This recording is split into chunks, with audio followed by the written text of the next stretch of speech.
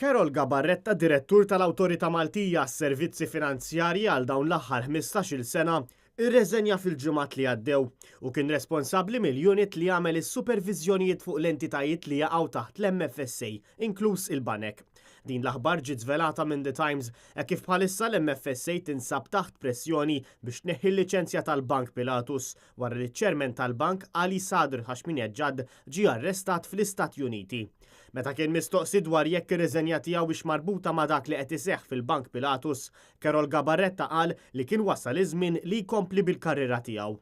Carol Gabarretta reżenja mill-kariga fit-18 ta' Jannar li għadda fl-istess ġurnata li l-kap tad-delegazzjoni tal-Partit Nazzjonalista fil-Parlament Ewropew David Casa bat ittra lill-Bank Ċentrali Ewropew li fiha għadda provi li l-Bank Pilatus intuża għal ħasil tal-flus.